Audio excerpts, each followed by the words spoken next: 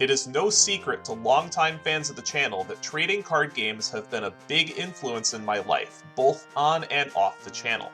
In this series, both DemonBattler and myself will be opening 24 packs, or one box, of each core Yu-Gi-Oh! Booster set in chronological order. After each opening, we will build decks from all of the cards we have opened thus far, then duel each other in a best-of-3 match with 3 prizes up for grabs to improve our decks. The winner will receive 2 of those prizes, and the loser will get 1.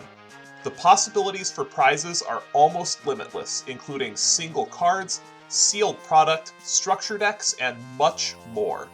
Every card in the entire game's history will be obtainable in some form. However, neither of us will be able to rest on past laurels easily. The ever-changing official Forbidden and Limited list, our own choices of cards to be banished to the Shadow Realm, and even changes to the very rules of the game will keep our decks and duels fresh. This is yet another Yu-Gi-Oh! Progression series. Abyss Rising was released November 9th, 2012. This set introduces the Mermail archetype, a water-based archetype revolving around powerful back row alongside rank 4 and rank 7 Xyz monsters. This set also introduces new support for the Gaga, Madolche, Ninja, Noble Knight, and Prophecy archetypes. This set was very impactful and constructed. Unfortunately, it will not be too impactful for us in our limited environment because the new archetype Mermail has a number of cards that are extremely high rarity and is going to involve a lot of investment to be able to play the archetype. So as far as our limited environment goes, there's not too much, but there are a couple of noteworthy low rarity cards that I'd like to go over. The first one being Planet Pathfinder.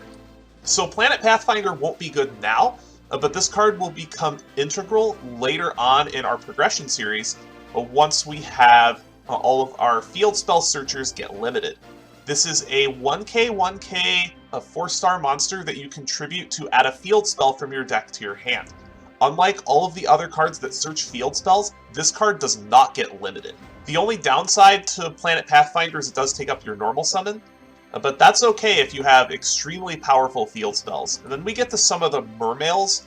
I'm not going to dwell on the Mermails too much, specifically because it's pretty unlikely that we'll be able to play them, but I will go over a few of the good ones at low rarity. The first one is Mermail Abyss Hild. This will let you special summon a Mermail monster from your hand except itself, if it's sent to the graveyard for any reason. Now, all of the Mermail's effects are a hard once per turn. This is when Konami started being smart and putting hard once per turns on all their effects. Now, Lung is pretty useful outside of the archetype. This prevents all of your water monsters from being targeted by attacks. So if you can get double Lung, that is an attack block, and then it makes all of your water monsters gain 300 attack. So this is a strong card outside of the archetype. The only downside is that the attack is pretty low, but it is 1500 or less, being 1200, so it can be searched off of Mother Grizzly. I don't know if recruiters are really that good anymore, but they are still an option. And now we do have a good common for the Madolche archetype. This is the set that really puts Madolche on the map for us. Marble Maid is quite good. When it's flipped face up, you can buy back a Madolche spell trap from your graveyard to your hand, which can be quite good for getting things back such as destroyed chateaus, or a certain common that I'd like to go over once we get a little bit deeper into the commons. The next card that is amusing and noteworthy, but not going to make any impact in our progression series, is Lemuria the Forgotten City. This gives all water monsters 200 attack and defense, and then once per turn during your main phase, you can have all water monsters you currently control gain levels until the end phase equal to the number of water monsters you control, so this can enable high-rank Xyz plays. The only problem is this card is treated as Umi, and Umi is banned, so we will not be able to play this. We will also need to keep careful track of how many copies of this we open, because we are going to get replacement commons for this card. And then the big common for the Madolche archetype that makes it terrifying is Madolche Ticket. So Madolche Ticket is an incredibly powerful card advantage engine. Whenever a Madolche card gets sent from the deck or the hand, you get to add a Madolche monster from your deck to your hand, and then if you control a face-up fairy-type Madolche monster, you can special summon it from your deck in face-up attack position instead of adding it to your hand.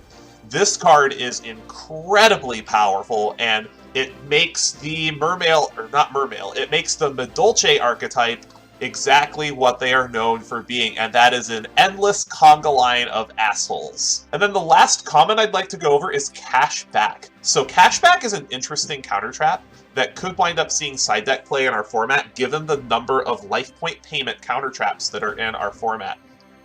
This can be activated when your opponent activates a spell trap or monster effect by paying life points. This will negate that spell trap and put it back in the deck. So this is going to be very good for dealing with cards like Solemn Judgment, Solemn Warning, anything that requires life point payments, which we have a lot of, so this could wind up seeing play. And at the rare slot, we don't have a ton, but we do have a number of important cards. Most of them are Mermail. The two important ones are Gund and Pike. Gund is quite strong. If it gets discarded for any reason, you can special summon a Mermail from your graveyard except itself. And then Pike is just a big boy. When it's normal or special summon, you can discard a water monster to the graveyard and then add a level 3 water monster from your deck to your hand, and that plays very well with the aforementioned Gund. Now the next important rare for the Madolche archetype is Madolche Messengelato. This is going to see a lot of play in this archetype specifically. If Madolche is very good at one thing, it is very good at getting to Chateau. And this card, when it's special summoned, lets you add a Madolche spell or trap from your deck to your hand, as long as you control a beast-type Madolche monster. So this will let you get to Chateau, it will let you get to Ticket, and that's really what you need to make the deck go. If you can maintain Chateau plus Ticket, it is very difficult for your opponent to win. And then next I'd like to go over the low rarity Xyz monsters. The first one I'd like to go over is Snowdust Giant. This requires water monsters specifically as its materials. And then once per turn you can detach an Xyz material and reveal any number of water monsters from your hand and place that many ice counters on any face-up monsters on the field. And then any monsters that aren't water get sunk by 200 for each ice counter on the field. This can stack up quite quickly if you have any sort of water-based deck that gives you a lot of card advantage to be able to reveal that many monsters. Even something like 3 water monsters can be a huge detriment in combat. And then the last Xyz that I'd like to go over at a low rarity is Gaga Gigo the Risen. It's a vanilla Xyz. It is 3 materials, but 2950 is massive. So if you can get 3 monsters on the field pretty reliably, it might be worth putting this in the extra deck. And then at the super rare slot, oh boy, do we have a lot of powerful cards. Now, we've been memeing about Cowboy for a long time, and we finally get it. This is Gaga Cowboy, one of the most infamous Xyz monsters of the era. It's a generic 1500 attack and 2400 defense monster. Requires 2 level 4s to make, and there is a very good reason why the community at this time was all pew pew Cowboy for game, because this essentially reduced the threshold that you needed to defeat your opponent by 800. Because you could pew pew one of the materials away for 800 points of damage at the end of the turn, and it made life totals a lot less safe. Somebody's gonna Cowboy somebody for game in Progression Series, and it's gonna be amazing, whether we're on the receiving end or on the giving end of it. But Cowboy is going to be a staple of extra decks going forward. Then we have Heroic Champion Kusanagi, which is a 3 material, requires warriors specifically, but if you can get this on the field, it's almost like Legendary 6 Samurai Shien. This will let you, at quick effect speed, negate trap cards and give it 500 extra attack. The only downside is it's 3 materials, but even after 1 activation, it gets to 3,000, which is massive. Then the next super rare I'd like to go over is Forbidden Dress. Forbidden Dress is the best generic super rare in the set. At quick effect speed, because this is a quick play, and it can be used during damage step because it modifies attack values. You can target 1 face-up monster on the field, Until the end of the turn, that target loses 600 attack, but it cannot be destroyed or targeted by other card effects. This will see play if we get it. And then the rest of the super rares I'd like to go over are archetype specific. They are Abyss Squall and Medolce Palooza, and I guess there's one more at the end, but for now I want to go over Abyss Squall. This is very good for making 3 material Xyz monsters. This lets you target 3 mermails in your graveyard, special summon them in face-up defense position. They can't attack, their effects are negated, and they get destroyed during the end phase, but you're going to be using them to make an Xyz monster. And then Medolce Palooza is good for Xyz plays as well, which is going to be relevant because they get their Xyz boss monster at Ultra Rare, and that's going to be one of the cards that both of us will likely be chasing.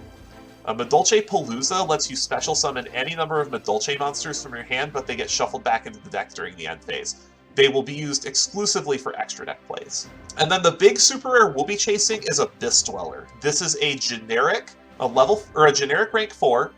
It doesn't have great stats, but you're playing this for the effect. It's a 2200 as long as it has a water monster attached to it as Xyz material. And then at quick effect speed, you can detach a material, and then it prevents your opponent from activating any card effects in the graveyard. This card is very, very strong and will be activated proactively if we can get this card. It's going to take up a spot in our extra deck if we can get it. And at the ultra rare slot, there is a lot of power as well. Unfortunately, this is the big reason we won't be able to play Mermail in the progression series, is because Lind is a 3-of, and she is an ultra rare, so there's no way we're going to be able to play Mermail. If this card on the field is destroyed and sent to the graveyard, you can special summon a Mermail from your deck, and it is a hard once per turn. Now, Gandaiva is a cool one. This is actually relatively makeable for us. It requires warriors specifically. All the heroic champion Xyz monsters require warriors as their materials. And then once per turn, when a level 4 or lower monster is special summoned to your opponent's side of the field, except during damage step, you can detach a material to destroy that special summon monster. So it's kind of like Royal Oppression that's one-sided. It can only be used a limited number of times because it requires Xyz materials, but it's also on a 2100 body. And then the big boss monster for Mermail is Abyss Gaios. Gaios is their rank 7. This prevents any level 5 or higher monsters from attacking. And then at quick effect speed, you can detach a material from it to negate the effects of all face-up monsters your opponent controls that have less attack than Abyss Gaios until the end of the turn. And it's 2800. This card is gigantic. But the big one that both of us will be chasing is going to be Medolce Queen Tiramisu. This is the Medolce boss monster. It requires 2 level 4 Medolces to be able to make specifically. And then once per turn, you can detach a material and then shuffle 2 Medolce cards from your graveyard into your deck. And then after that, you can shuffle cards your opponent controls into the deck equal to the number of Medolce cards that you return. So this can get around a lot of destruction prevention since it moves it to the deck. And just being able to remove 2 things is amazing. And 2200 is really difficult to get over, especially with Chateau making it 27. So if one of us gets this, we're going to be very heavily inclined to play Medolce. And both of us will probably want to craft this card eventually. Another reason why we won't be able to play a Mermail is because Abyss Sphere is a 3-of, and this is an ultra rare. This will let you special summon a Mermail from your deck, and then it prevents you from activating spell cards, but that's okay because Mermail doesn't play very many spell cards to begin with. This lets you very easily go into things like Abyss Gaios. But it's unfortunate that the archetype is really high rarity because it is a lot of fun to play and is very powerful. Another reason why we won't be able to play Medolce is, or not Medolce, one of the reasons why we won't be able to play a Mermail is because Megalo, the main material that they use to make their rank 7s, is a secret rare. It lets you discard 2 water monsters from your hand to be able to special summon it, and then when it's summoned this way, you get to add any Abyss spell trap from your deck to your hand, and then you contribute an attack position water monster to allow it to attack twice, and 2400 is quite big. With all the ways you have to special summon from deck and Mermail, it's very easy to get access to this card. Then the other 2 cards I'd like to go over are the Xyz secret rares, both of which will be quite useful. Giant Soldier of Steel requires 2 level 3 rocks specifically, but it is the first extra deck monster we have access to that has a blank unaffected by monster effects. You're not playing it for the stat line, you're playing it for being unaffected by monster effects. So this can be very difficult to answer especially if you have materials attached to it, because it becomes 3k defense. And beating over any monster with 3k defense that's unaffected by monster effects is going to be very difficult. And then the secret rare that we would really like to pull is Bahamut Shark. Bahamut Shark is massive. It's got 2600 attack for a rank 4. It requires waters specifically, and then once per turn you can detach a material from it to special summon a rank 3 or lower Water Exceeds monster from your extra deck.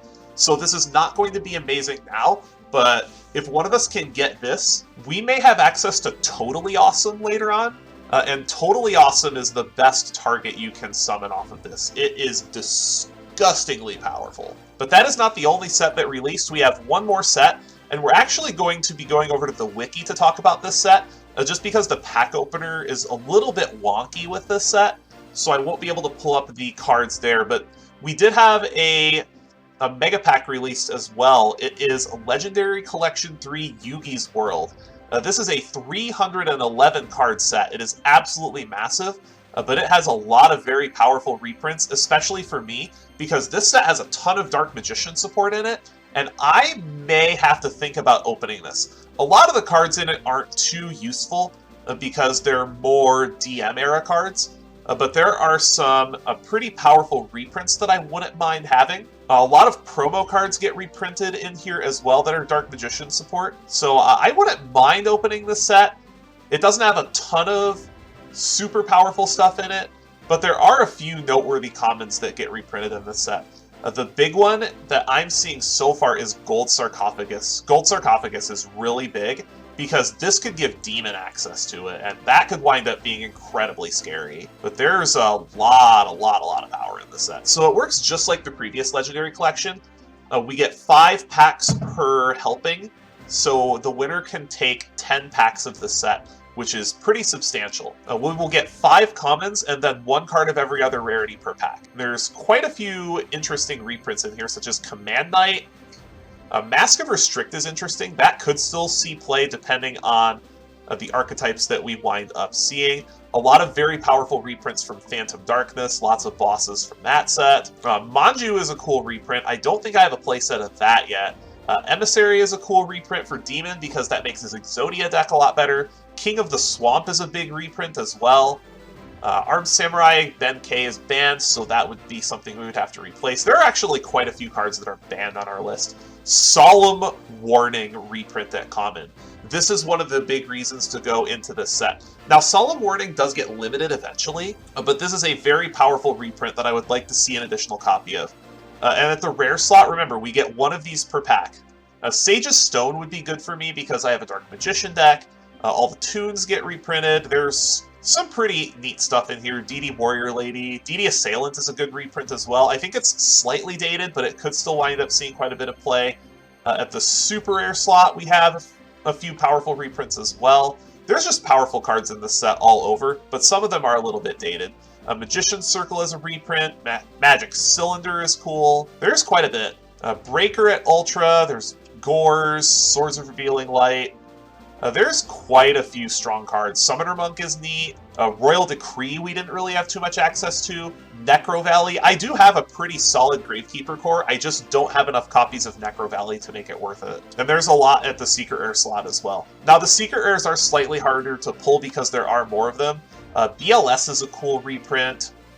Dark Hole would be a very nice pickup. I do not have this card, and it is not banned yet. There's Mirror Force, which I'm not worried about, because Mirror Force is a card I have 2 copies of. I got 1 in Metal Raiders and then 1 out of one of the Gold series. But there are a lot of very powerful cards in this set, like Solemn Judgment.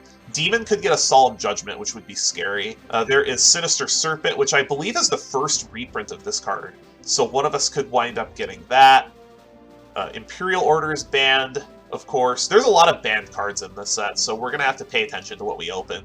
TT, that's another TT reprint. All the Recruiters are in here. Pyramid Turtle would be a sweet pickup because I only have 1 of those.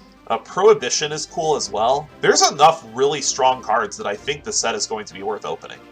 And with the release of Abyss Rising came a new Forbidden Limited list, the September 2012 list, and this solved a lot of problems with the format.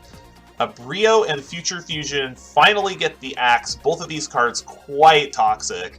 And we have a lot of limits too. Chaos Sorcerer gets limited. Gust Kraken to 1 specifically to stop the Gishki FDK that was causing serious issues in the tournament scene. A whole bunch of Insector reprints, including Dragonfly and Hornet, which make the deck almost dead. Red MD to 1, Spore and Tsukiyomi get unbanned, and Tsukiyomi is going to very quickly go to 3 copies. A Zenmaity to 1 to stop the wind-up decks, and then Ultimate Offering to 1 copy as well. Now, we have a lot of very powerful semi-limits from the limited list as well, so I'd like to go over those because those are going to impact our format a lot. Blackwing Kalute the Moonshadow goes to 2 copies, so this is going to make Blackwing an immediate threat in our format. Debris Dragon goes to 2 copies, Rescue Rabbit to 2, the Agent of Mystery Earth to 2, which is not going to help us because we don't have the pieces to make the Agent deck work since we did not win that deck. Tour Guide to 2, that's not a big deal because Demon has 2 copies. A Hero Lives to 2, the Emergency Call to 2, Convocation to 2, Duality to 2, Reasoning to 2, and the one I have been waiting for a long time is Mirror Force to 2. Demon does not know that I pulled a second copy of Mirror Force out of the Gold Series, so he is probably not going to be too happy when he finds out that I have a second Mirror Force. And then a bunch of cleanup unlimits from a 5Ds and a GX in the form of Necrogarden, Marshmallow, Destiny Draw, E-Telly, Level Limit Area B, Swords of Revealing Light, and Magic Cylinder, all going to 3 copies. Alright, so before we get into the opening for Abyss Rising, I do have the 3 Turbo Packs. I don't have too high hopes because a lot of the cards in this set are really bad, but let's go ahead and flip them up. And Gemini Imps is kind of cool, but I don't think we're going to be using that card. And then for our second pack, see if we get anything special. Nothing there. And then for our third pack, we did get a super rare Mirror of Oaths and a Magician's Circle. That's actually kind of cool because we have that Dark Magician deck. That gives us a playset of Magician's Circle for that deck. So that might actually make me reconsider if I want to go into Yugi's World or I want to try to spin for a wild card. But now let's go ahead and move on to our 24 packs of Abyss Rising. This is a high impact set for Constructed, but unfortunately not for Limited. But we shall see what we wind up with. There's still a lot of very powerful cards that I would like to open, so let's go ahead and flip them up for our first of 24 packs. Unfortunately, there's nothing too special in here. There is a Hild, but like I said, I think Mermail is just too high rarity. And there's our first super rare. It is not a great one. It is One-Eyed Skill Gainer. So this requires 3 level 4s, and then you can detach an Xyz material to target a face-up Xyz monster your opponent controls, and then its card's name and original effect become the same as that monster. It is generic, but it's 3 materials, which is a hard ask. We did pick up our Planet Pathfinder, and Marble Maid is okay, but we're really looking for Messengelato in there. And there's our first copy of Cashback. I think this will see some side deck play, depending on how many Solemns we have in the format, but I would not be surprised if a Demon is going to start banning Solemns soon, given that we have done quite a bit of damage to him with the Solemns specifically. And there's an ultra rare, but it is not a great one. It is number C32 Shark Drake Vice. So this requires 4 level 4 waters or a number 32 Shark Drake to use as the material. It's 2,800, which is big, but it's just way too much effort to get this out since we don't have a number 32 Shark Drake to rank up into this. And then at quick effect speed, if you have 1,000 or less life points, you can detach an Xyz material and banish a monster from your graveyard to make any monster's attack and defense 0. Unfortunately, it's not going to be very useful unless we get something like a rank up magic later on. And there's the Messengelato I was looking for. We want to see multiples of this for the deck just to have as many ways as possible to get the Chateau and Ticket, because those are the cards that turn Madolche into endless conga line of assholes, which is what we play the deck for. Lung is good outside of the archetype, so it might be one of the only Mermail cards that sees play in our progression series. Another Planet Pathfinder is good too. Now, Advanced Heraldry art is kind of cool, I didn't talk about this because this is Heraldic Beast specifically, but if you have enough of a package in your deck that has this archetype in it, this is a 1-card Xyz summon. 9 packs in and still no ticket is a little concerning. And we got a Gund. I believe we already have a playset of Pathfinder. Gund is cool, but I don't think we're going to be able to play Mermail just because it would take way too much investment. There's a Madolche ticket. I was wondering when this card was going to show up. Madolche ticket is so important for this archetype.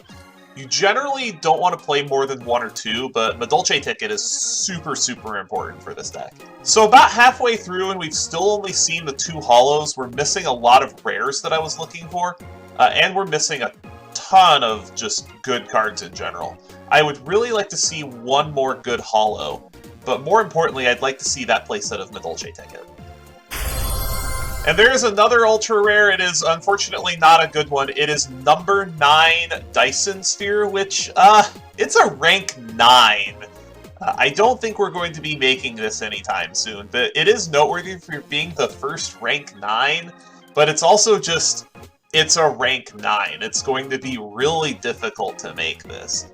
It's big and it has protection, but just a rank 9 is such a tall ask. We did get a Pike, but it's just not going to be possible to play Mermail, sadly. And there's Gaga Gigo the Risen, which could be good in certain circumstances, but I don't think it's going to be an automatic include in our extra deck. And there's another Messengelato, that's big. Second Messengelato is huge. The third one won't be quite as impactful, but it's still important to have that second one. Getting all the Mermail rares, but those are not what I want. I would like to see some super rares. Can I get a Cowboy, please? Not a Spellbook rare. And we got the Ghost rare, number C32. Wow, that's miserable. Absolutely miserable.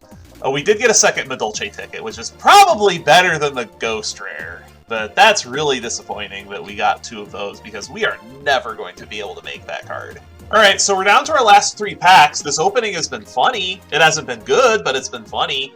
So let's go ahead and see if we can snag something like a Tiramisu or a good Secret Rare in the last 3 packs. Let's flip them up. Our 3rd to last pack.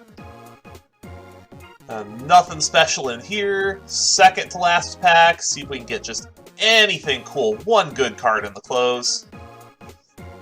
That is not it either. I think that's our 4th or 5th Gaga Caesar.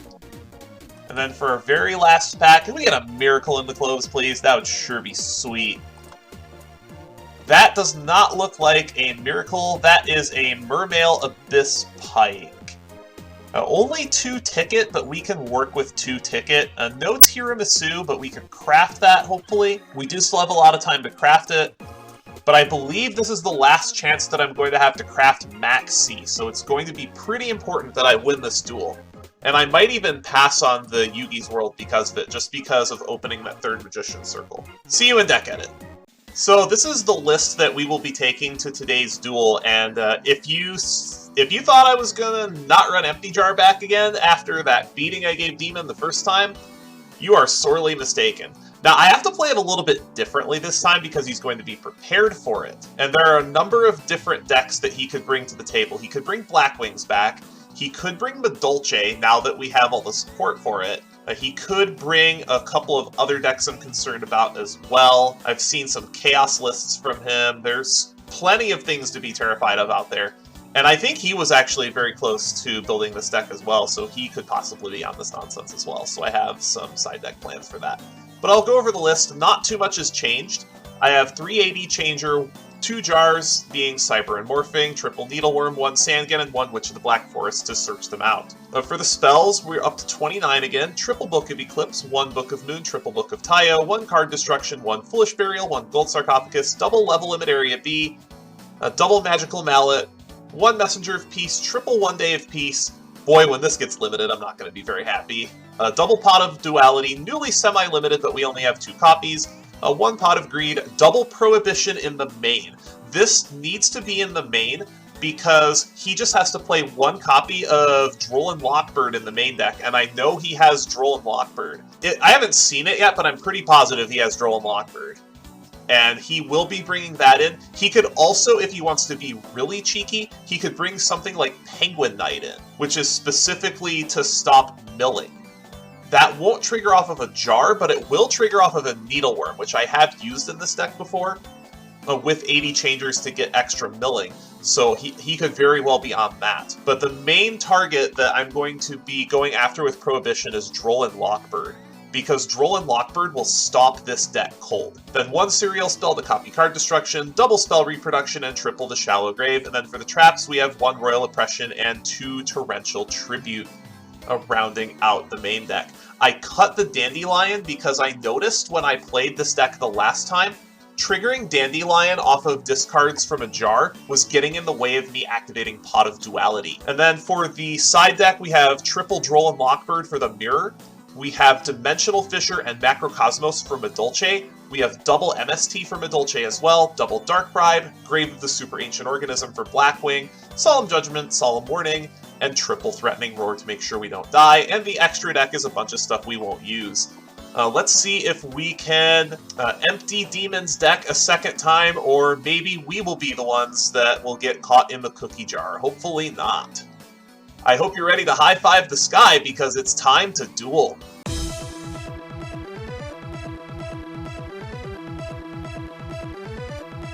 Alright. Abyss Rising.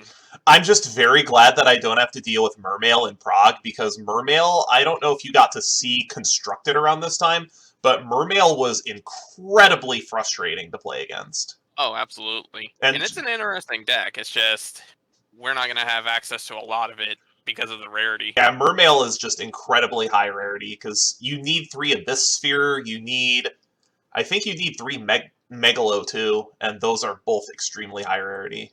Just Abyss Sphere is the best back row in the deck. There's a lot of scary stuff out there still. Yes, there is.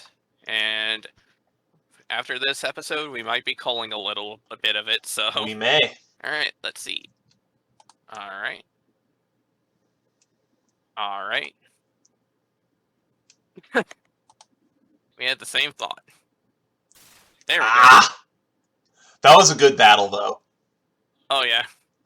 Alright, I'm gonna take the play.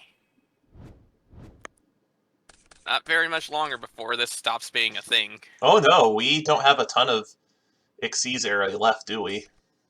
No, we do not. Only another 6 core packs, I believe? Yeah, we still have the 3 battle packs coming up, too. Yep. Alright, main 1. I think I'm gonna start by activating Pot of Duality. Duality's fine.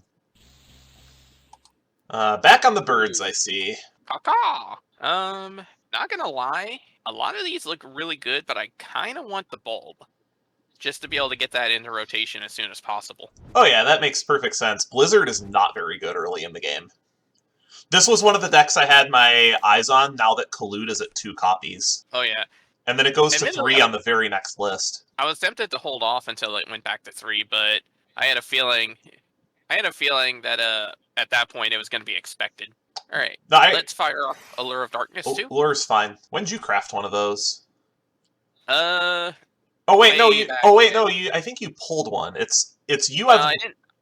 No, I pulled a Cards for Black Feathers. I crafted the Allure back when I crafted Dark Arm Dragon and whatnot. And I think Allure's still limited at this point. I think so, because you have 2 of them, right? I do have 2 Allures. You're correct. All right. Let's go ahead and banish this copy of Bora, and why not? off the cracks. So. That's fine. Not happy, but... Alright, I'm gonna just set a monster, and then I'll set 1, 2, and 3, and I will pass it to you. Well, there's clearly an Icarus attack back there. Draw for turn, standby phase, main phase. I'm gonna activate... Do I want to activate that now? No, I think I'm actually just gonna set a pair and pass. During end phase, let's MST that back row. Sure, it's Book of Eclipse. I knew it! I knew what this was gonna be! Alright, draw. Stand by main. I freaking knew this was gonna be Empty Jar again. I knew you... I'm just happy to know you're not on Madolche. Oh, trust me, if I had enough stuff to build Madolche, I would absolutely be doing it right now. But, alas, I don't. Alright.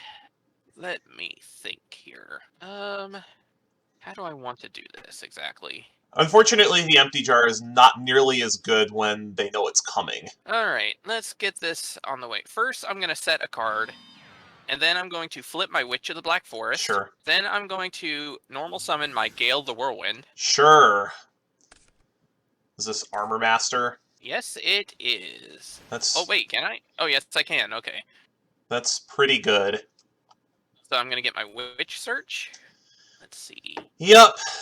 Considering that I know that's probably Morphing Jar, I guess I'll just hedge it and add Plague Spreader to my hand. That's fine. Then we'll go to battle. Armor Master in. It's Needleworm. Please mill 5. Ooh. Okay, that's neat. Get all that nonsense out of there. Yeah, some pretty good ones out of that, but oh well. Alright, main phase 2. I think I'll just pass. Card for turn. Standby phase, main phase. I'm going to set a monster, then I'm going to activate L-Lab. Ooh. Let's MST that. Sure, I'm going to activate L-Lab. Oh, of course. Alright, fine. Go. Alright. Draw. Standby main. Ooh, that's not bad. After how long that card had been at 1. For good reason, that card's such a pain. It really is. Alright, well, unfortunately Armor Master's not going to be very useful for me here, so let's go ahead and upgrade with Glow Up Bulb. This is an 8. Probably scrap. Yes, it is. Unfortunately, he is going to have to go to defense. My problem is, unfortunately for me, my big problem is I don't have any way of dealing with L-Lab just yet. So, ooh, actually, here's a fun idea on how I can handle part of this. So I'm going to mill a card to bring back for Bulb? Bulb. And then I will use Scrap Dragon's effect, targeting Bulb and your monster. Sure, it's 80 changer. And then I'll pass. Card for turn, standby phase, main phase. Standby main. Let's see. How do we... Alright, I'm going to activate Black Whirlwind. Yeah, that seems good. Am I dead? I don't think you're dead, but I'm going to normal summon Kalut. Yup. Declare Black Whirlwind. Your Gale's... Oh no, your Gale's gone. My Gale's gone, You can get but Blizzard. I can't Blizzard. Blizzard, yeah. Then I'm going to Scrap Dragon, targeting L-Lab and Sure. Battle Phase. I'll just take it all. Alright. Damage step for Kalut. I have a Kalut. Oh, you also have a... Okay. Well, I don't have to worry about that for the rest of the game. Well, you're right, because I also have a ring. Oh. Yeah, that's fine. Woo! So much back removal, my god.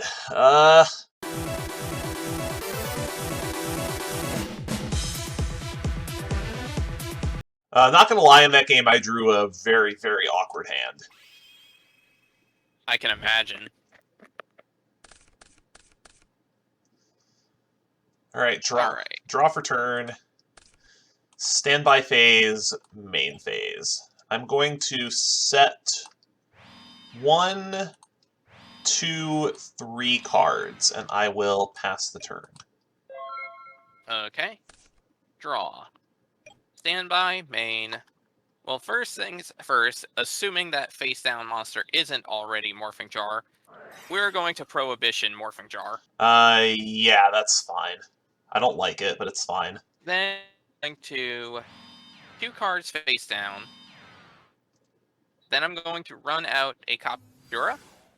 Shura is fine. Battle. Let's see what you got. It's a Cyber Jar. Ooh. Okay, so how does this work exactly? Does Shura trigger first, or Shura even trigger at all then? Cyber Jar will be Chainlink 1, Shura will be Chainlink 2, so it actually does not matter unless you want a Blackwing in your graveyard. Because Cyber Jar is mandatory, Shura is optional. Ah, right. Nah, I think I'll just, I'll forego it. I see you like cashback. Honestly, I really do. Especially the fact that has screwed me over a few times. I actually talked about that it stopped Solemn Judgment. Okay. Then I need to take a peek. Yeah, that's fine. 4 into the AD changer. Yeah, 16 in. Actually. Oh, you have damage step. Of Double course, pollute. of course. The two of. That's disgusting. Didn't even have to dig my deck for that one. You had both of those opening hand. That's disgusting. It was. Unfortunately, that was also the only black wings I had in my hand, so that was, well, aside from Shura. Alright, main 2. Okay, let's prohibit the Eclipse. Okay, so Book of Eclipse and... Lovely. Jar. That's really lovely. And then I will set a card and pass it back. Card for Could be anything. Card for turn. Standby phase, main phase. I'm gonna Mallet. I had a feeling you would. Go right ahead. Alright, well, we're gonna put this card that may or may not be a Book of Eclipse on top of my deck. We're gonna put this card that may or may not be a Book of Eclipse on top of my deck. We may put this card that may or may not be a Book of Eclipse.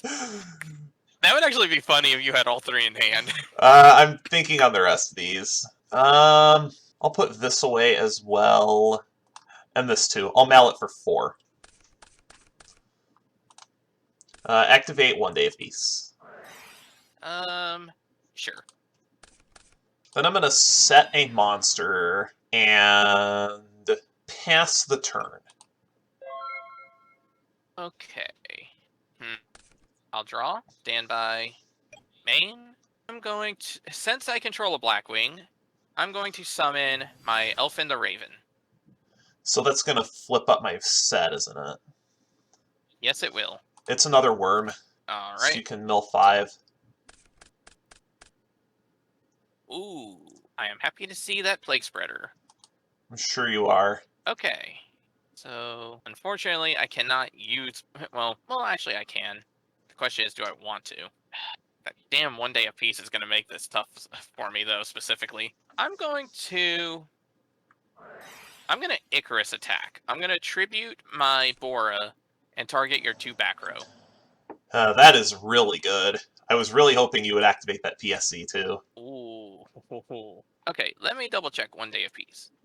Okay, you take... Okay, so players take no damage. Correct. We take no damage. Let's run Pot of Greed. You got it. Probably being a little risky there, but oh well. Alright, battle. Let's just go ahead and clear out the Needleworm. Sure, that's gone. Main phase 2. I think I'll just pass. Card for turn. Standby All phase. Anything? Nothing. Main phase. I'm going to activate 1 Day of Peace. Alright. When does this card get limited? I think the next set, next list, actually. That was more of a rhetorical question. I knew it was the next list, but... Honestly, the correct answer is too damn late. Indeed. I am going to take a peek in your bin. Not super happy about this play, but I think I need to do it. I am going to activate the Shallow Grave. I will target Cyberjar. Oh, okay. I think then I'm going to target my Sangin. That's why I didn't want to do that. So this will be specialed, effective 80 changer in Grave. Okay. Obviously targeting the jar. That's fine. Kaboom. No. No! That's rude. I'm sorry, but no.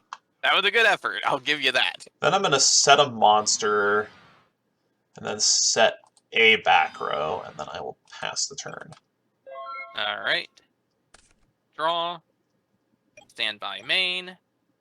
Okay, so 1 day of peace is active once again. Good to know. Let's duality. Duality's fine. Ooh, That's disgusting. those are pretty good. Those are all good. Well, the cylinder's not, but those are... Yeah, the cylinder's not, but I'll definitely take the MST. I don't know why that's still in your main deck. I don't know why you didn't board that out. Honestly, it's mostly because I don't have anything else in my side really worth switching it out for. At least not against this deck. So we're going to MST the back row. It's Grave of the Super Ancient Organism. What the hell? Level 6 or higher special summon monsters can't attack or Oh goodness, that's an interesting card. I got that all the way back in, I think, the Duelist Genesis. It's an Ultra. That's pretty good. It's very good against decks like Blackwing. Okay, let me think here. Okay, so I'm gonna run out Shura. Sure is okay. I'm going to set one card, and then battle phase, Shura attacks. It's Witch of the Black Forest, but I don't think I have any good targets left in my deck. Alright, so Witch is 1, Shura is 2. Yep. So I will... It's going to be a Worm. That's the only good Alright. target I have left. I don't even care what you get. Yeah, those are fine. Alright, and then main phase 2. How do I want it? What do I want to do here? Problem I have specifically is that this is actually a really tough one because I'm stupid. I don't actually have a good level. Like, I can create Armor Master, but that's actually it, pretty much. I'm gonna pass the turn. Alright, I need a good draw. I have a lot of outs, but I need a good one. Who? Is that one of them? Is that one of them is the question. I'm not happy about it, but it does buy me a turn. I'm going to activate Spell Reproduction, discarding Book of Eclipse and the Shallow Grave. I'm going to target One Day of Peace. Alright. That's actually a pretty good pickup. That's actually a pretty good tactic. I'm going to activate One Day of Peace. Alright. That good. Okay, it is. That's good. This is actually going to make this a lot tougher now that I think about it. I'm going to activate the Shallow Grave. Target Cyberjar. Okay. I will target my... I guess I'll target my Bora. I don't actually have a good way of dealing with Then I'm going to this now set that a I think monster about and pass. it. Okay. Draw. Stand by main. That does not actually help me all that much. God, I really don't like this, but I feel like I might have to. Just, do I really want to, though? That's the big question. No, I really don't want to, because if I do that, that's going to screw me over so hard. I'm going to set a card and pass the turn. Card for turn. Standby phase. Main phase. Got an effect negation for me? I don't. However, I at least can Ring of Destruction my Elfin to deal 2,200 to you. Sure. 22 it. I'm gonna say you do actually need to take the damage even though your life total is not relevant. Right. And then...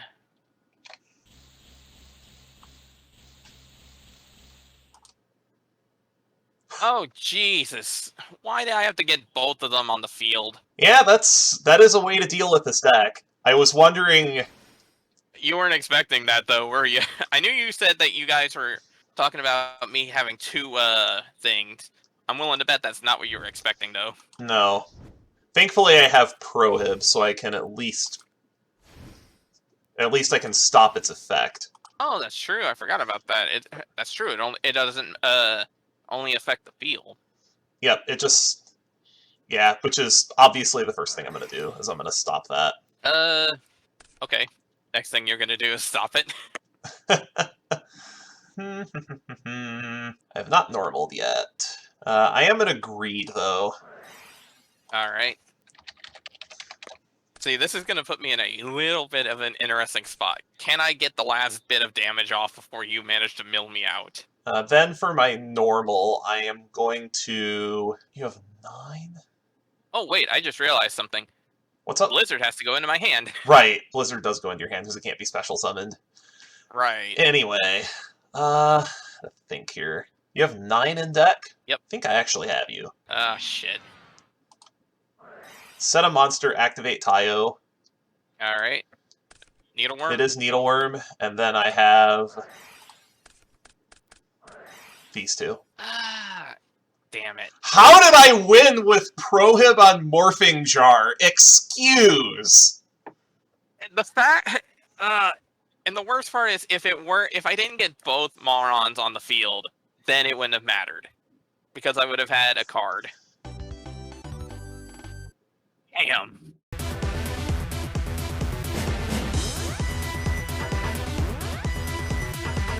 Hey, just be happy that you won't have to deal with this deck after the next ban list, because the next ban list is going to make this deck very, very bad. True. Alright, I'll go first. Alright, game 3. I wasn't expecting this to go to a game 3, I'll tell you that much. Good luck, buddy. Good luck. Draw, standby main. Alright, first things first, let's see what you're dealing with. My hand's not great. Duality, MST, Eclipse, Grave, Serial Spell. Okay. Let's send the Pot of Duality back. That's the obvious choice. Then I'm gonna Allure of Darkness. Sure. Alright, I will banish my Blizzard, and I am going to prohib Morphing Jar once again. Sure. Then I will set a monster, I will set a card, and I will pass. Draw for turn, standby phase, main phase. The first thing we're going to do is space the prohib. Alright. Greed. Off the top. Yeah, greed off the top. Isn't it nice? I mean, I can't complain. I had freaking Duality into Allure into Pot of Greed game 1, so alright, that's good. Then I'm just going to set a pair. Go! You did get a monster. Question is, what the hell is it? Alright, I'm going to set a card. I'm going to activate my Black Whirlwind. Yup! And then I'm going to flip summon my Sandkin. Sure. Let's poke in. Sure, it's Needleworm. You can mill 5. Alright. Oh, that's a rough one. Yeah, those are some nasty mills. Okay. Main phase 2. I'm just gonna pass. Card for turn. Standby main. I'm gonna set a monster and pass the turn. Alright. Draw. Standby main. Oh, that's not bad. I will normal summon my Blizzard the Far North. I am going to respond to the Black Whirlwind trigger. I'm assuming you're going to activate the Black Whirlwind trigger, sorry. I'm actually not. No? I don't have a target. Oh, you don't have a target, that's fine. But I will activate the effect of Blizzard. That is A-okay. Alright. I will bring back Bora the Spear. Thinking. Okay. Yeah, on res, I'm going to Book of Eclipse. Book of Eclipse, huh? How much do I want to... How much do I worry? What the hell. Okay, cool. Because I still get 3 cards after this anyway. You do get 3 cards still, yes. I will go to end phase, so they will flip back up. Yep, then you get to draw 3. Alright, and your turn. Card for turn. Standby phase, main phase. You're going to mill 5. Alright. I'm going to activate 1 Day of Peace. Okay. Here we go, finally. Ooh, Gold Sark, okay. I haven't seen that the entire match. But yes, Gold Sark. Alright, Sark's fine. Well, you know what's coming.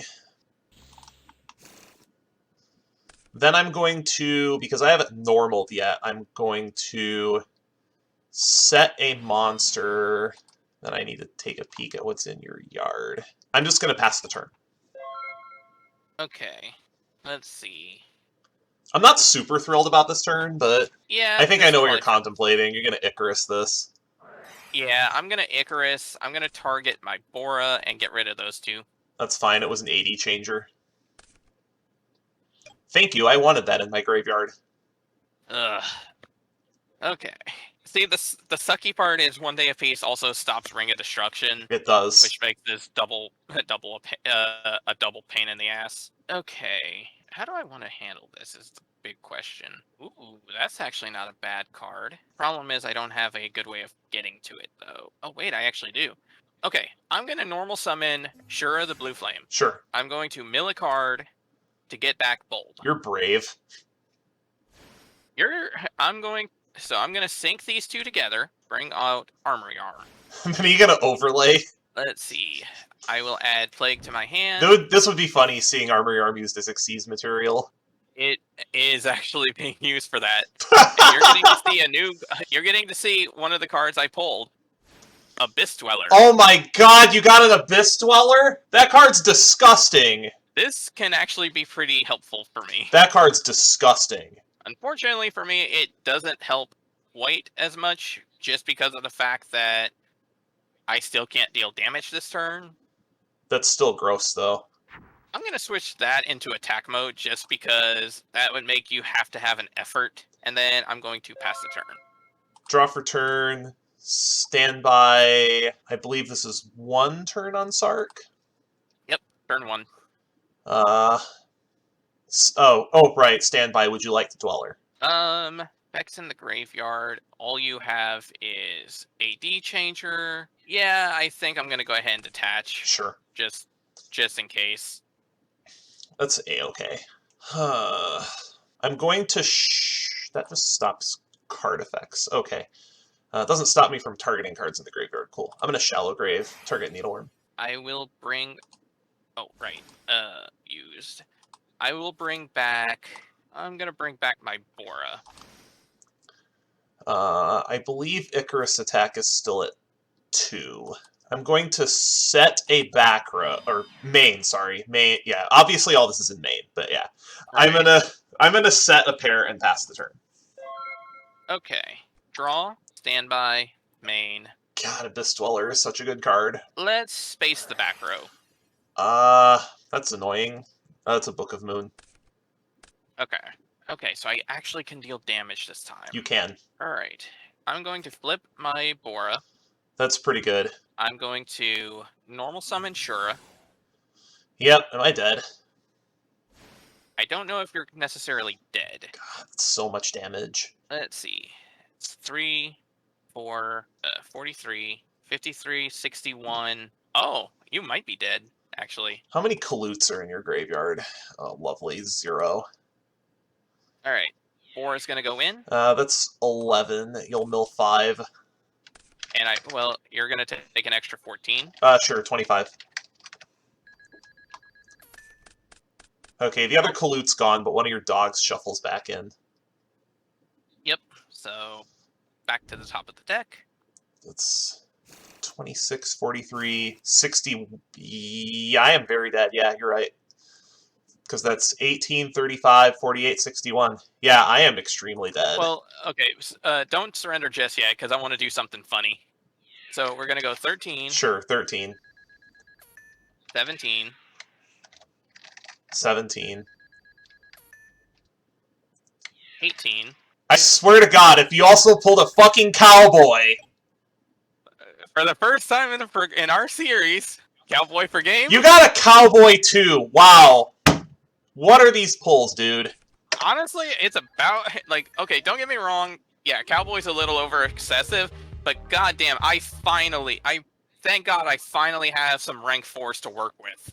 Yeah, those are 2 really solid rank 4s. So the only changes that I made were, like, I had the side deck Grave the Super Ancient Organism last time, but the big change I made was I took Dandelion out because it was getting in the way of duality, and I just did not see Morphing Jar the entire time. So you might have noticed the prohibs were in the name this time. Surprise. Prohib is actually really good in that regard.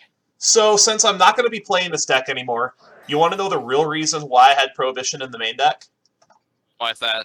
Because of the way this game works, all you have to do to stop Empty Jar is put 1 copy of a specific card in your main deck. And what's that? Droll and Lockbird. Oh, right. I actually had 3 copies of Droll and Lockbird in my side because I thought you would also play this deck. So I was gonna blind Prohib Droll and Lockbird. Yeah, it's kind of a good thing you didn't do that because remember how in our offline series I didn't pull a single one? History repeats itself. Are you kidding? You didn't get Droll? I didn't get a single Droll, and I actually did not notice that until just now. You know what else? I think I did not pull any in the main opening. I had to pull one from the bonus opening in Starstrike Blast, and then I crafted my other 2. honestly, they are a really good choice for that, though. And it doesn't get a reprint ever. Yep. Yeah, it's a $15 card because Konami refuses to reprint Droll despite it being like a side deck staple. Yep. But this is kind of to be expected, and I don't think I was beating this with any of my other decks, really. But this is what happens when this deck does not see Jar. Yeah. Because I just didn't see it this time. But this deck has had its time in the sun. A little bit disappointed I couldn't get there, but the fact that this went to such a close Game 3 as it was is incredible. Oh, yeah. Like, let's be entirely honest. There is no way that should have even gone to a Game 3. I should have had that in the bag. But I feel like I probably punted it somewhere to let that happen, but oh well. It'll be interesting to see. It was entertaining as hell, though, I'll say that. Oh, absolutely, and we have a lot to talk about still.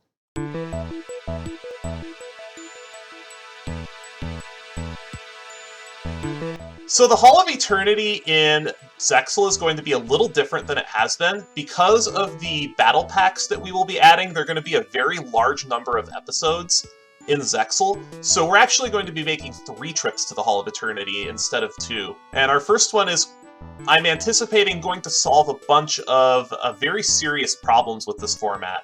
There have been a lot of serious problems that have crept into our format, and hopefully we can get some of those solved. So the way this will work is because of the records, you will get 3 bans and I will get 1. You will choose your first 2 and then I will choose mine. And then you will get your last one. So, DemonBattler, I would like to ask you, what is the first card you would like to remove from the format today? Right. So, I know that the next Forbidden Unlimited list is going to nerf the hell out of this deck. And quite frankly, I don't care. We saw this card twice in a row. And even though I have a copy of it too, I don't want to deal with the constant potential. So, my first ban, we're just going to straight up eliminate Morphing Jar. That is perfectly acceptable. I was actually kind of anticipating you would throw a ban at this card, and I am okay with the ban being used on this card, because you have one too, you've got that Dark World core that gets a lot worse with it, and I'm perfectly okay with Empty Jar going away. It has had its time in the limelight, and really I wanted to kind of shift a ban towards that card and not towards the decks that are actually a problem in the format. So I am very okay with Morphing Jar leaving. Well, you say that. Keep in mind, I do have 3 bans, so that kind of makes a slight impact there. It does. But, so, for my second ban, it's going to hit the Karakuri deck. But it's not going to hit it in a direct way, but rather I want to eliminate one of the biggest bombs available to you. And considering I don't actually have access to this card myself, it is a fairly easy choice. I'm going to choose to ban Overload Fusion. Fair. That is absolutely fair. We've had a number of Chimera Tech blowouts, and that's one of the big ways that the Karakuri deck that I have has caused a lot of problems for you, just being able to go straight over the top. So, Overload Fusion is going to make Chimera Tech Over Dragon not playable in the slightest. Yeah, which, I mean, that's the big thing. It's the fact that Karakuri has its utility still, but at the same time, Chimera Tech just takes it over the top, which I do feel without Chimera Tech and without Machine Dupe, I feel like Karakuri will at least be somewhat fair. Now, if it turns out to still be busted as fuck, well, then we can look into seeing about actually going for its legs instead of the side. I honestly thought you were going to hit one of the Karakuri Synchros. I was considering it, but basically my thought process is, 1, I have them as well, and 2, they extend, but they don't necessarily break the game. Like, they're not necessarily the end-all, be-all, whereas Chimera Tech basically ends the game right off the bat, depending on how many monsters you've summoned. They do, and if you have a really well-timed Divine Wrath or Warning or anything to actually stop their Synchro monster, then that can break their board instantly. So I think there's enough play with the first Synchro monster, where if you can do something to negate its effect, even something like a Fiendish Chain on their first Synchro is just devastating. Alright, so I had to think long and hard about this decision. And one card that has been on my mind is a card that you've had for a very, very long time, There's not a particular deck of yours that I'm concerned about, but you have some extremely powerful, extremely annoying cards. And I will say this, I am not targeting Max C this week. Not just because of the tins, because I may have an opportunity to get one, but I don't think Max C is a problem in the format yet. It will be a problem down the line, but I have another card that I have been looking at that has been absolutely bugging me pretty much since the beginning of 5Ds, especially since you've remembered you had it in your collection and started putting it in your deck again. I'm very tired of being able to just not able to hide anything. I'm very tired of having my hand exposed at the beginning of the game. A Pointer of the Red Lotus was recently banned, and that was a 2k life point payment to take one of their cards for a turn and get perfect hand knowledge. DemonBattler, I am tired of you having perfect hand knowledge at the start of the game and being able to take a card out of my hand for no cost at all. The Forceful Sentry's gone. You know what? I can't say I'm surprised. That is the last of our broken DM staples that have stuck around, at least in terms of the power spells. And honestly, I'm shocked that it's lasted this long. I just haven't had an opportunity to ban it because there have been way too many other cards that have been bigger problems. Fair. And yeah, honestly, that makes sense. Forceful Sentry is one of the best cards at the time because, honestly, I'd even say it's better than Confiscation just because of the fact that, at least with Confiscation, especially nowadays, it going to the graveyard doesn't matter as much because you could still use it. Sentry forces it back into the deck, which makes it a lot harder to access again. So, honestly, I don't blame you. That is a very good ban. Alright, well, you got one more. Demon, what card would you like to remove from the format? Okay, so for my third pick, I really was going back and forth between two trap cards. And I actually had decided at the start, when I knew that I had 3 bans, that I wanted to ban a monster, a spell, and a trap. I was kind of debating Mirror Force to begin with, because I don't have it still, and it has been a major pain in my rear for a while. But I do have ways to help counteract Mirror Force, and we still have a few opportunities left for me to pick one up. So I ended up deciding to go with a different trap card I do not have a copy of, and one that has actually been a bit more of a problem for me lately, and that is Compulsory Evacuation. The fact that you bounced my Stardust Dragon at least 3 different times is enough to make me go, screw this card. And if I remember correctly, I don't actually have another chance of getting this card because all of its other reprints come from decks, and because this was a main core set card, those decks don't actually help me here, so I'm kind of okay getting rid of the card I have no chance of getting back. Okay, so that caught me way off guard. I thought that Mirror Force was on your radar. I thought that some of the Solemns would be on your radar. Oh, trust me, Solemn Judgment was on my thought for a little bit, but I figure between cashback and the fact that it costs you half your life points anyway, I'm kind of okay with it, because if I can realistically bait the card, then that'll be a good benefit for me. My God. Whereas Compulsory just doesn't do that for me at all. Wow. I don't think there was a soul expecting you to ban Compulse. Compulse was not on my radar at all. But I can see why you would ban Compulse. That's going to make us play some different hate for extra deck monsters, and that's going to make number monsters incredibly hard to handle, so I think there's going to be a lot of boards that get gummed up by number monsters later on.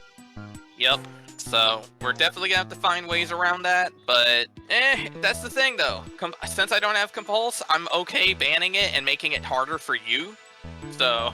I mean, I did this to you with Bottomless back in DM. Yeah, true. So. But just Compulse was not on my radar at all. Alright, so with that being said, now we have a few prizes we need to discuss.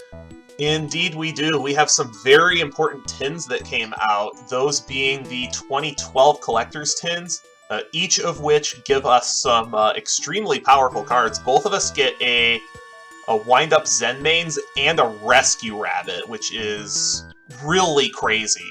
Which is going to be really interesting too, because between Zen Mains, Rabbit, and everything else we get access to, it's going to be really interesting to see what we can come up with here. Oh, absolutely. We're going to have access to some disgustingly powerful rank 4s. But you get the first pick out of these tins. There's, like, all of these are good. Yeah, Yeah, they really are. Like, and this is the tough part because pretty much each and every one of the tins, and we are doing all 4 together. We're not going to do one of each for each wave. Correct. So, as much as it hurts me to do this knowing that it's going to include a practically useless card, I cannot let you get a Shockmaster, because that is going to just absolutely send me back into the drain. I am going to be picking up the Ninja Grandmaster Hanzo tin, which means that I not only get the Rescue Rabbit, but I also get Hanzo, a 4th Maxi, a 3rd tour guide from the Underworld, and the Shockmaster. Nice tour guide. It's semi-limited, by the way. Yeah, but it'll come off eventually. But yeah, you cannot let me have Shockmaster. No, Shockmaster is just way too broken, and I definitely see Shockmaster being another potential ban target immediately. Oh, absolutely. Shockmaster is disgusting. There is a reason that card was pretty quickly banned. It is still banned today. Alright, so... And it is never coming off. So now I have a decision to make, and this decision isn't too difficult. I am actually going to take the Hieratic Sundragon Overlord of Heliopolis tin, because I want the Levier. Yeah, Levier is actually a really good pickup, and honestly, that probably would have been the tin I picked up if I had chosen to let you keep a Shockmaster. Now, admittedly, Malefic Truth Dragon is kind of a rough card, but Heliopolis itself is actually not that bad if you have a decent enough Hieratic core, and Levier alone is definitely worth the price of admission. I agree. So now we have the tins that come with Zen mains. So Yep. do you want the... So here's the question. Do you want the Dolka tin, or do you want the Logia tin? And that's the big challenge. So They're both sick. They are. And this is actually a really tough one because Dolka's really good, but we both have Scrap Dragon. Whereas Logia, Excalibur are good Xyz monsters, and Rabbit is definitely helpful. And I don't know about Rabbit. Well, I guess Rabbit depends on if you're able to get the loop going. That's not going to be possible with only one copy of Zen Deity. Zen Deity got limited, so you can't do wind up garbage anymore. I think I'm gonna go ahead and pick up the Excalibur tin, which includes the Logia, because Logia is pretty useful, and Excalibur himself is also a pretty solid card. It is a bit Unga Bunga, but it has its utility. It does, and that leaves me with Dolka. Which I am a little bit disappointed in that matter, because now that the episode is live at the time we recorded this, I can tell you that I pulled a Dolka. Oh shit, really? Yup. Oh, that's rough. Yeah, I pulled a Dolka. Oh man, like I am so glad because I have not seen that episode yet, but I am so glad to accidentally block you on getting the Logia. God. At least for now. If you end up getting a wild card for it, you could definitely do that, but... Exactly. But I think that these cards are going to drastically change our meta. Oh, absolutely. Alright, and with that... And that leaves us just one more thing to discuss, and that is our promos that we picked up. Yeah, you're gonna get a pretty good one, not now, but late. Not now, but for much later. Oh yeah. So, I ended up getting... We have 2 promos available, and because I won, I get to choose which one I'm getting, and I'm gonna pick up the Super Dreadnought Rail Cannon Gustav Max. It is a really tough card to summon right now, because it requires 2 level 10s. Fun fact, I actually have a Rocket Arrow Express, so I have half of what I would need to potentially summon this thing, but I am never going to do that route. And then depending on... There's a couple different archetypes that can actually make Gustav Max pretty easily. One of them that, depending on how much side set interest there is, one of the archetypes that can make Gustav Max pretty easily is Infinitrack.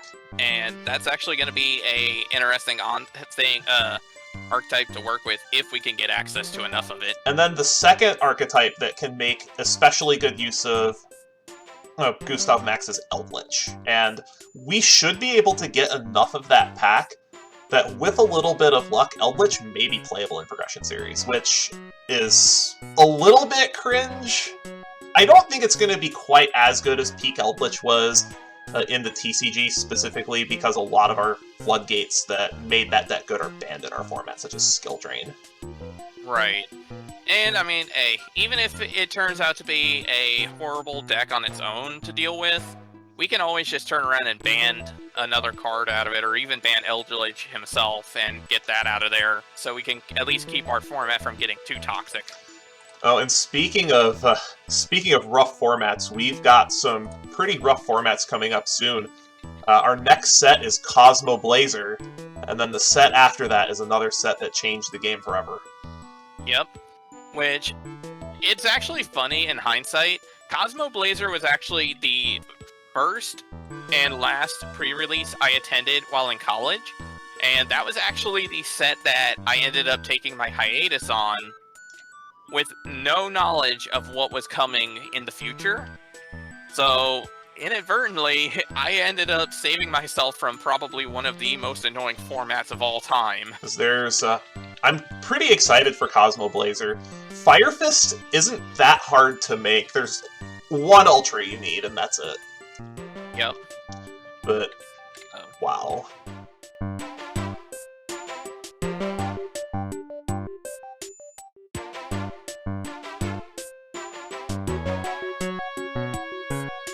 I am very okay with the outcome of this match. I didn't know if it would get there a second time. I was mostly trying to next level Demon and got punished for it, but I made that really close, surprisingly. Despite not seeing Morphing Jar the entire time, I still almost milled him out twice.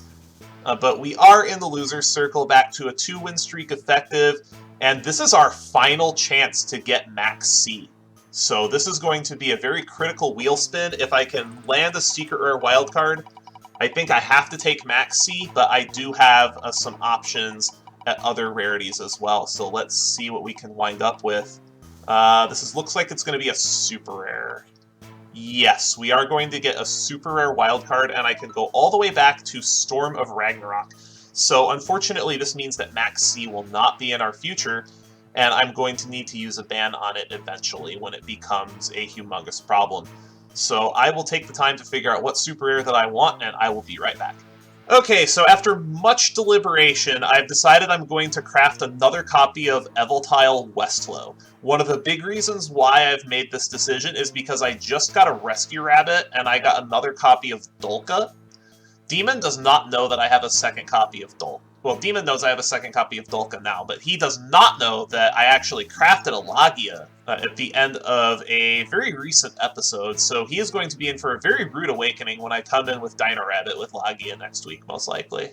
So I'm going to try to build some kind of dinosaur deck with these 3 copies of Westlow. And that'll be a wrap for today's episode of the Yu-Gi-Oh! Progression Series. Join us next time when we open Cosmo Blazer and approach the end of Yu-Gi-Oh! As we know it. Until then, see you around.